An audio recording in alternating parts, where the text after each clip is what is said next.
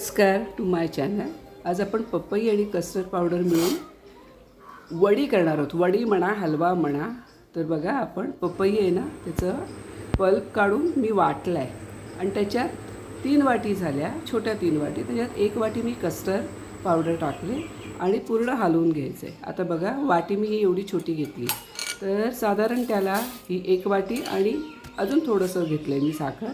तुम्हाला कमी पाहिजे कमी घ्या, जवळ 1.25 वाटी. आणि एवढंच पाणी टाकायचं त्याच्यात आणि ते गॅसवर चांगलं शिजवून पाणी म्हणजे साखर वितळेल एवढंच उकळवायचं आहे. तोपर्यंत मी इथे काय केलं आहे, जे मी पपईचा गर आणि पावडर टाकले, कस्टर्ड पावडर, ती पूर्ण अशी छान हलवून मिक्स करून घ्यायची. आता साखरेचं पाणी उकळलं की त्याच्यात हा सगळा पल्प टाकायचा. साखरेत एवढं का पाणी टाकलं तर ते चांगलं शिजलं पाहिजे आणि ट्रान्सफर झालं पाहिजे. आता तुमच्याकडे कस्टर्ड पावडर नाही आहे तर तुम्ही अरारोट पावडर किंवा कॉर्नफ्लॉवर ते 3 ते 4 चमचे घेऊन पल्पमध्ये टाका किंवा असं केल्यावर त्याच्यात टाका, तरी पण तुमच्या वड्या निघणार. आता त्याच्यात थोडं पाहिजे तर केसर, वेलची पूड आणि मी काजूचे तुकडे टाकले. तुम्हाला ड्रायफ्रूट्स टाकायचे टाका, पण हे मी काजूचे तुकडे टाकले.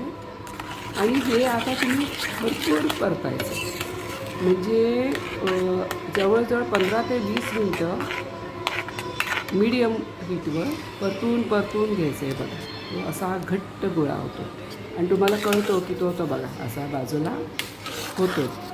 छान परतून घेतलं आहे मी.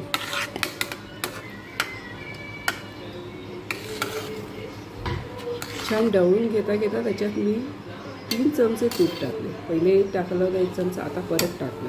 आणि बघा, आता छान झालेलं आहे घट्ट. मी ताटली ग्रीस केलेली आहे आणि त्याच्यामध्ये आपल्याला पपईचा जे ग्रेव्ही ते झालेलं आहे, जे बॅटर ते टाकायचं. थंड झाल्यावर त्याच्या छानपैकी वड्या आणि एवढ्या ट्रान्सपरंट आणि सुंदर होतात ना, लागतात पण चांगल्या. जास्तीत जास्त अर्धा तास लागेल, पण आपण विकत आणतो त्यापेक्षा हे घरात जरा करून बघा. खूप छान आहे आणि चांगलं लागते. तर बघत राहा सासबहू नोकझोक रेसिपीज. लाईक शेअर करायला विसरू नका.